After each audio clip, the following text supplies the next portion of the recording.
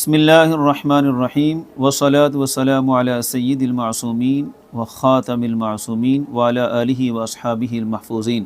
شعبدہ گر بھی پہنتے ہیں خطیبوں کا لباس، بولتا جہل ہے بدنام خرد ہوتی ہے۔ آج ایک دفعہ پھر یہ جو محرم کے مقدس ایام میں پنڈی کا مترفضہ طبقہ ایسی باتیں کرتا ہے کہ جس سے ان کو اس طبقے میں پذیرائی ملے۔ پچھلے دنوں بھی حنیف قریشی نے اہل سنت کی مسلمات پر بھرپور حملہ کرنے کی کوشش کی، تو ہم نے جواب بھی دیا اور اسے مشورہ بھی دیا تھا کہ اس طرح پذیرائی حاصل کر کے اپنے آپ کو مقبول بنانے سے بہتر ہے کہ اپنے نام کے ساتھ ذاکر لکھ لیا جائے۔ یہی مشورہ ہم آج ریاض شاہ کو بھی دیتے ہیں کہ اس طرح قرآن کی تعریف کر کے اہل سنت کی مسلمات کی دجیاں اڑا اڑا کر رافضیت کو پروموٹ کرنے سے بہتر ہے کہ آپ بھی اپنے نام کے ساتھ ذاکر ریاض شاہ لکھیں، تاکہ پتہ چل جائے کہ حضرت کس طبقے کی نمائندگی کر رہے ہیں۔ اگر تفسیر ان کی بیان کرنی ہے، نظریات ان کے پروموٹ کرنے ہیں، تو ٹائٹل بھی ان کا استعمال کریں۔ ہم قیامت تک ان کو کبھی جواب ہی نہیں دیں گے۔ ایک دفعہ ذاکر لکھ لیں اور ہماری طرف سے ان کو کھلی چھٹی۔ بہرحال ریاض شاہ نے قرآن کی سخت تحریف کی، وَرَفَعْنَاهُ مَكَانًا عَلِيًّا۔ اس کے تحت ایک تو یہ دعویٰ کر دیا کہ حضرت ادریس علیہ السلام کا مزار نجف اشرف میں ہے، اور دوسرا یہ بھی دعویٰ کیا کہ مولا علی رضی اللہ تعالیٰ عنہ کو جو جگہ ملی وہی جگہ حضرت ادریس علیہ السلام کو ملی۔ یہ بھی رافضیت کے اس نظریے کی طرف اشارہ تھا جو ائمہ کو، مولا علی رضی اللہ تعالیٰ عنہ کو انبیاء علیہم السلام سے بھی افضل مانتے ہیں۔ تو دونوں طرح ریاض شاہ نے بھرپور واردات کرنے کی کوشش کی۔ سب سے پہلی بات کہ یہ قرآن کی ایسی تفسیر آج تک کسی ایک مفسر نے بھی بیان نہیں کی۔ اہل سنت کے صدیوں کے مصادر میں سے کسی ایک میں ریاض شاہ یہ نکال کر دکھائے یا اس کا کوئی حواری، ہم اس سارے طبقے کو جواب دینا چھوڑ دیں گے۔ یہ قرآن کی تفسیر بالرائے، اور وہ بھی جو زندیقیت کی طرف لے کر جاتی ہے، اور کس طبقے کو خوش کرنے کے لیے کی گئی، کتنے مفاسد ہیں اس چند منٹ کی تقریر کے اندر۔ سب سے پہلے تو اس آیت کا معنی اور مفہوم کیا ہے وہ ہم امام اہل سنت اعلی حضرت علیہ رحمہ کی بارگاہ سے ہی پیش کر دیتے ہیں۔ یہ جلد نمبر 26 صفحہ نمبر 436۔ ادریس علیہ السلام آسمان پر ہیں، قال اللہ تعالی ورفعناہ مکانا علیہ۔ یہ ہے اعلی حضرت کا فتویٰ۔ یہ چونکہ درجنوں کیا سینکڑوں مصادر کا قرآن کی تفاسیر کا نچوڑ ہے یہ جملہ، اور چونکہ یہ مسلک اعلی حضرت کو ریپریزنٹ کرتے ہیں اور ان کا دعویٰ ہے کہ ہم اعلی حضرت والے ہیں، اس لیے ان کے سامنے یہ پیش کیا جائے گا کہ سب سے پہلے اعلی حضرت کا موقف اس مسئلے میں ان کے علم میں ہونا چاہیے کہ ادریس علیہ السلام آسمان پر ہیں، قال اللہ تعالی ورفعناہ مکانا علیہ۔ یہ حوالہ اس لیے بھی پیش کیا کہ ورفعناہ مکانا علیہ کا معنی جو اعلی حضرت بیان کر کے گئے اور صدیوں سے جو پوری امت نے سمجھا وہ یہی ہے۔ علیہ سے مراد آسمان، بلند مقام۔ اس طرح اگر علیین کا معنی یہ ریاض شاہ نکالنا شروع کرے گا تو وہو العلی الکبیر کا کیا کر دے گا؟ فالحکم للہ العلی۔ بڑے بڑے مفاسد ہیں۔ اگر اس طرح قرآن کی تفاسیر شروع کر دی گئی تو بڑی شدید تحریف کا دروازہ کھل جائے گا۔ تو اولاً تو یہ بات واضح کہ ریاض شاہ نے قرآن میں سخت تعریف کی کوشش کی، اور ہر بندہ سمجھتا ہے کہ ایک عام سے بندے کے کلام میں بھی تعریف کی جائے تو کتنا اس کو دکھ ہوتا ہے، اس کا معنی غلط بیان کر دیا جائے تو کتنا وہ لڑنے پر اتر آتا ہے۔ یہ صرف سمجھانے کے لیے فللہ المثل الاعلی، اللہ کی ذات اس کے کلام میں، وہ کلام اصلی ابدی، اس میں جو تعریف کی گئی ہے آج تک اتنے دن ہو گئے کوئی بندہ بول نہیں رہا سوائے چند ایک کے۔ اب بڑے بڑے مدارس کی ذمہ داری ہے کہ وہ اس کا نوٹس لیں۔ ریاض شاہ جس نظریہ حویلیاں کو پروموٹ کرنا چاہتا ہے، اور اس نے یہ سارا کچھ کیا بھی ادھر ایبٹ آباد جا کر، جہاں وہ حویلیاں کی سرزمین ہے، وہاں اس کا پیر محمود شاہ، اصل ساری فتنے کی آگ لگائی ہوئی تو اسی کی ہے۔ اسی ایک بندے نے رافضیت کو پروموٹ کرنا شروع کیا، پھر ریاض شاہ اس کا خلیفہ، ٹنچ باٹوی اس کا خلیفہ، اب عرفان شاہ بھی اسی کی خلافت لے کر قوم کو گمراہ کر رہا ہے۔ تو وہاں پر جا کر قرآن و حدیث کی جو دھجیاں اڑائی گئیں، اس نظریے کو پروموٹ کیا گیا، اور یہ عرصے سے کر رہا ہے۔ ابھی تو یہ چند باتیں ہیں جو نکل آتی ہیں، کیونکہ یہ جب آپس میں ہوتی ہیں تو وَإِذَا لَقُوا الَّذِينَ آمَنُوا قَالُوا آمَنَّا وَإِذَا خَلَوْا إِلَىٰ شَيَاطِينِهِمْ قَالُوا إِنَّا مَعَكُمْ، جب وہاں اکٹھے ہوتے ہیں حویلیاں کے آس پاس، پھر ان کے اصل جو ہے وہ عقائد سامنے آتے ہیں، اور یہ تو کچھ ہے جو سامنے آ گیا۔ وَمَا تُخْفِي صُدُورُهُمْ أَكْبَرُ، ابھی تو بڑا کچھ چھپا ہوا ہے فتنہ حویلیاں کے ان بدبختوں کے پیچھے۔ آج ہمارے لہجے کچھ سخت ہوں گے، قرآن کی تعریف کوئی چھوٹا جرم نہیں ہے۔ افسوس ان مسلک کے چند نمائندوں پر بھی، جو قبلہ جلالی صاحب کے تو ایک بیان پر انہوں نے طوفان برپا کر دیا تھا۔ آج تو قرآن کے ساتھ اتنا بڑا ظلم ہوا، لیکن افسوس اب تو کوئی ایسا بھی نہیں ہے کہ جس کو 3 راتوں تک نیند نہ آئے، اب کوئی ایسا بھی نہیں ہے کہ جس کے ہوش ہی اڑے ہوئے ہوں۔ سب سے بڑی ذمہ داری انوار العلوم والوں کی بنتی ہے۔ حضور غزالی زمان علیہ رحمہ کے جو جانشین حضرات ہیں، ان کے شاگرد ہوں، ان کے اولاد ہوں، سب کی ذمہ داری بنتی ہے کہ ریاض شاہ نے مسلک میں جتنا بگاڑ پیدا کیا، اس کو اس مقام تک پہنچانے میں سب سے بڑا کردار انوار العلوم والوں کا ہے۔ جناب حامد سعید کاظمی صاحب ہوں، دوسرے صاحبزادگان ہوں، ہمیں ان کی ذات سے ابھی کوئی تعرض نہیں ہے، صرف ان کو ذمہ داری یاد دلانا مقصود ہے کہ ان کی وجہ سے یہ جماعت اہل سنت کا 30 سال تک یہ ناظم اعلیٰ رہا، اور اتنا اس نے بگاڑ پیدا کر دیا، اتنی اپنی جگہ بنا لی، ورنہ یہ تو پڑھائی کالجوں یونیورسٹیوں سے، اس کے پاس کون سی کوئی سند ہے؟ ہم چیختے ہیں تو ہماری باتوں کو تو اس لیے بھی رد کر دیا جاتا ہے کہ یہ بات اللہ کسی اور سمت جاتے ہیں، ان کو کچھ اور بغض ہے، یہ ویسے سیدوں کے دشمن ہیں۔ یہ باتیں ہم سیدوں کی دشمنی میں کر رہے ہیں قرآن کی حفاظت کے لیے؟ یہ باتیں کرنا سب سے بڑی ذمہ داری سید ارشد سعید کاظمی صاحب حافظہ اللہ ان کی ہے، کہ وہ آ کر بیان کریں کہ قرآن کی تعریف ہوئی ہے۔ قیامت کے دن سب نے جواب دینا ہے۔ جس طرح وہ ہمارے مسئلے میں بڑی جلدی ان ہوئے تھے، آج قرآن کی حفاظت کے لیے بھی ان کو ان ہونا پڑے گا، کیونکہ بار بار ملاقاتیں، بار بار ان کو بلانا، ان کی دعوتیں کرنا، ان کے پاس جانا آنا، یہ ان کو اسلام کی اینتھینٹیکیشن دینے کے مترادف ہے، ان کو پوری اہل سنت کے اندر مستند بنانے کے لیے یہ پوری واردات ہے، تو اس کی ذمہ داری ان کو نبھانی پڑے گی۔ اس لیے ہم کسی اور وجہ سے بیان کر رہے ہیں۔ ریاض شاہ کا رد تو وہی ہے جو اتنی عرصے سے ہو چکا، لیکن آج ان کو بھی تو میدان میں آنا چاہیے کہ جن کے کردار سے اصل اہل سنت بچ سکیں گے۔ باقی ایسے لوگ جو صدیوں سے اہل سنت کے اندر گھس کر پھر اپنی رافضیت کو پروموٹ کرتے رہے، یہ آج سے نہیں چلا۔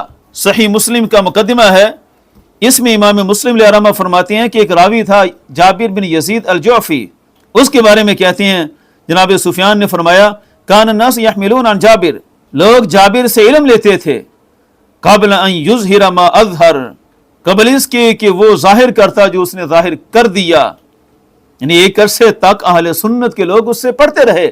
یہ ان کے لیے ہے کہ جو ایک عرصے تک اسے اپنے سٹیجوں پر بلا کر اہل سنت کا سب سے بڑا نمائندہ قرار دے کر اہل سنت کو اس کے کھاتے میں ڈالتے رہے۔ تو یہ پہلے بھی ہوا، فرماتے ہیں ایسا ہوا، پھر بالآخر جو اس نے ظاہر کیا سو ظاہر کیا، ترکہ بعض الناس، پھر کچھ لوگوں کو ہوش آئے تو انہوں نے اسے چھوڑا۔ یعنی ہو جاتا ہے ایک بندے کی رافضیت چھپی ہوئی ہو اور ایک عرصے بعد ظاہر ہو تو اس کو چھوڑنا ضروری ہوتا ہے۔ وہ کیا چیز تھی؟ الایمان بالرجع، ایمان بالرجع کا قائل تھا۔ ایمان بالرجع یہ کیا ہے؟ اس کی بھی 2 حدیثوں بعد تفصیل موجود ہے۔ اب یہ ایسے لوگ جن کے اندر رافضیت چھپی ہوتی ہے، ان کا طریقہ واردات یہی ہوتا ہے کہ یہ قرآن کی آیات کا وہ معنی مفہوم چھپا کر رکھتے ہیں، بڑے عرصے تک چھپا کر رکھتے ہیں، پھر جب اپنے گہواری ملتے ہیں وَإِذَا خَلَوْا إِلَىٰ شَيَاطِينِهِمْ قَالُوا إِنَّا مَعَكُمْ، اس وقت یہ بیان کرتے ہیں کہ ہماری ان آیات سے مراد یہ ہے۔ آج ہم یہ شیاطینہم کہہ رہے ہیں تو اس پر بھی میں حوالہ پیش کروں گا کہ یہ کہنا بھی کتنا ضروری ہے۔ تو یہ بھی جابر بن یزید الجوفی، اس سے بھی پوچھا گیا کہ یہ جو قرآن مجید کا فرمان ہے فَلَنْ أَبْرَحَ الْأَرْضَ حَتَّى يَأْذَنَ لِي أَبِي أَوْ يَحْكُمَ اللَّهُ لِي وَهُوَ خَيْرُ الْحَاكِمِينَ، اس آیت کی تفسیر کیا ہے؟ تو جابر کہنے لگا لم یجئ تعویل ھذا، اس کی تعویل ابھی وقوع پذیر ہوئی نہیں ہے، ابھی آئی نہیں ہے دنیا کے اندر، حالانکہ سارے جانتے ہیں کہ اس کی تفسیر کیا ہے۔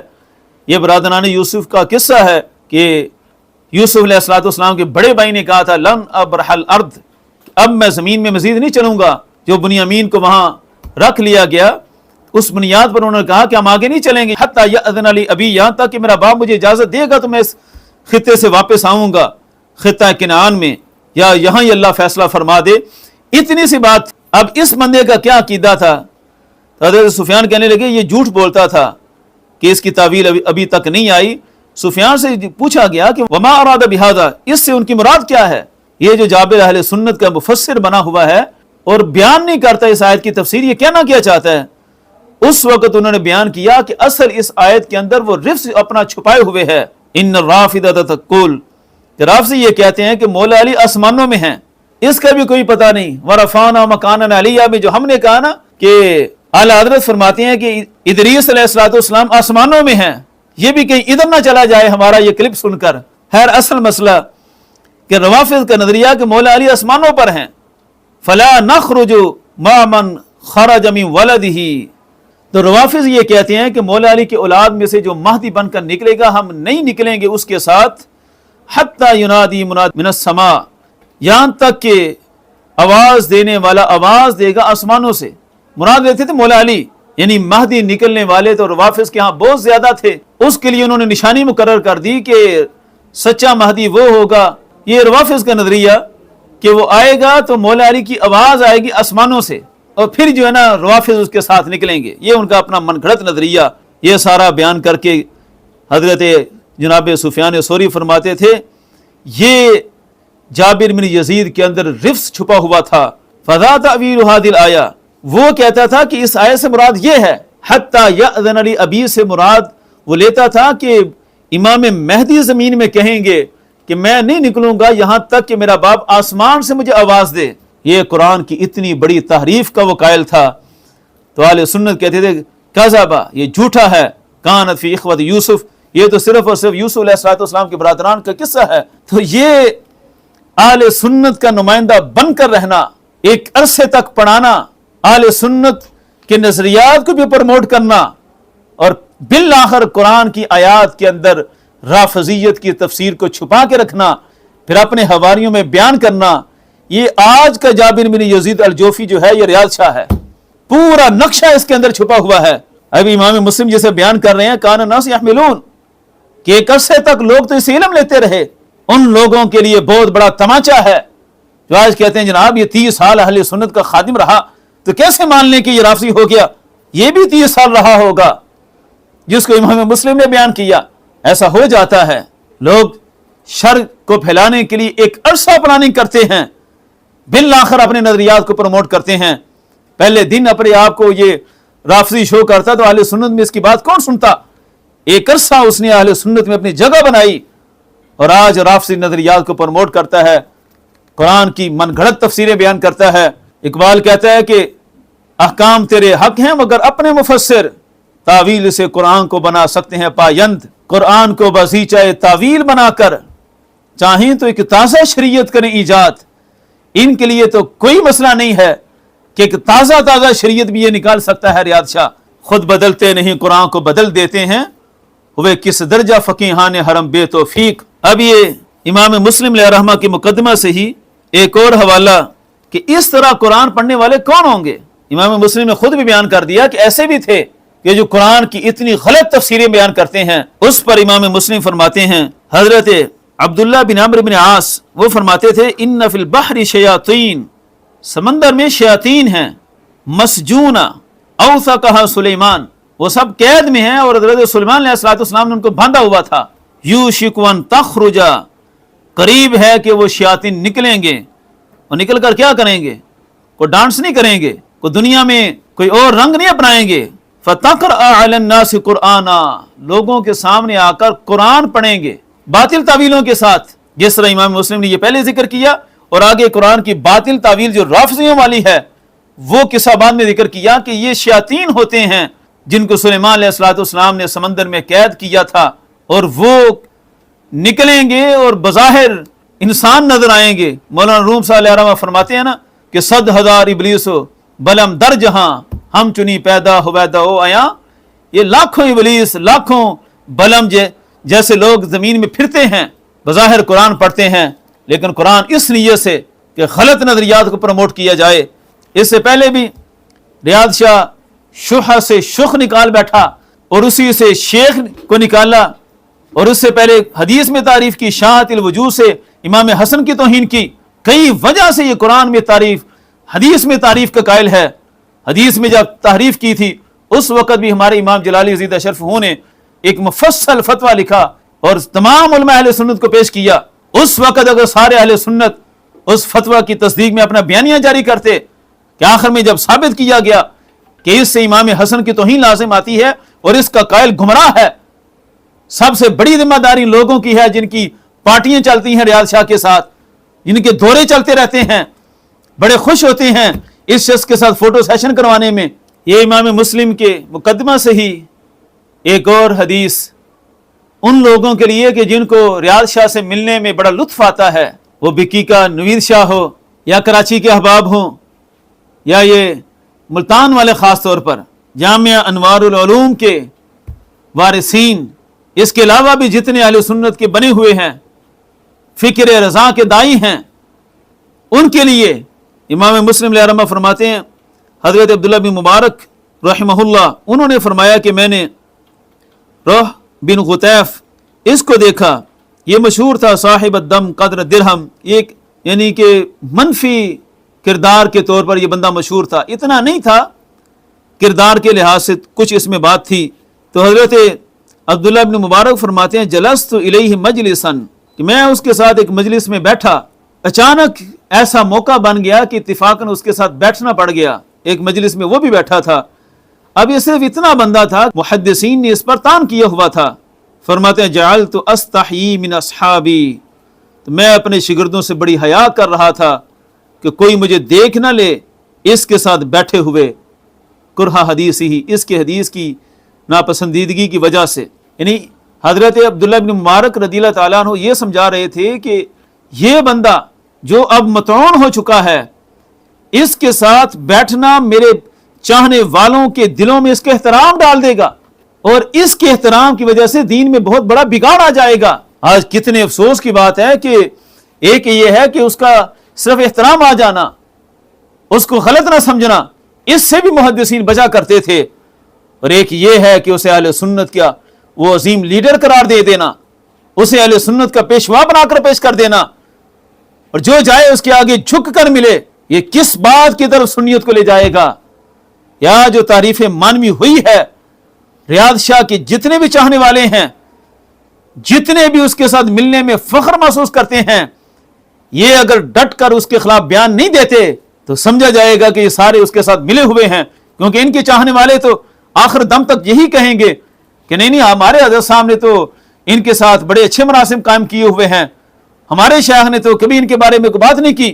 یہ سارے ذمہ دار ہوں گے قیامت کے دن، ان کی بہت بڑی گرفت ہوگی کہ ان کی ذمہ داری بنتی ہے کہ یہ اس شخص کی اتھینٹیکیشن کو ختم کریں، اس کی حجیت کا کام تمام کریں کہ یہ اہل سنت کا نمائندہ نہیں ہے، یہ رافضیت کا نمائندہ ہے، یہ رافضیت کو پروموٹ کرے اور اپنے نام کے ساتھ ذاکر لکھوانا شروع کر دے، تو ہمیشہ کے لیے ہماری طرف سے بھی جان چھوٹ جائے گی، اور اہل سنت کے جو لوگ ہیں انہیں بھی ہوش آ جائے گی. یہ ابھی کچھ ہے فتنہ حویلیاں کی واردات، ابھی فتنہ حویلیاں کا شر بہت چھپا ہوا ہے. اور یہ بھی بات واضح رہے کہ جن لوگوں کے اس کے ساتھ ذاتی مراسم، تعلقات اور معاملات ہیں، وہ صرف اتنا نہ کہیں کہ ہم اس سے بیزار ہیں، قرآن و سنت کی روح سے اس شخص کا حکم شرعی نافذ کریں. جس طرح ہمارے امام جلالی یزید اشرف نے شاہت الوجوہ اس پر جو شرعی گرفت فرمائی، فتویٰ صادر کیا، تو اس کے گمراہ ہونے کا حکم نافذ کیا. آج ان کی بھی ذمہ داری ہے، خاص طور پر اسلام آباد والے اور نوید شاہ، ان کی اسلام آباد میں ذمہ داری بنتی ہے کہ اپنے پڑوس میں بیٹھے شخص پر شرعی فتویٰ نافذ کریں اور امت کی بھلائی کا خیر کا کام کریں. تب پتہ چلے گا جو حضرت کہتے تھے کہ ہم شرعی ذمہ داری نبھاتے ہیں، تو آج پتہ چلے گا کہ کتنی شرعی ذمہ داری نبھاتے ہیں. وما توفیقی الا باللہ.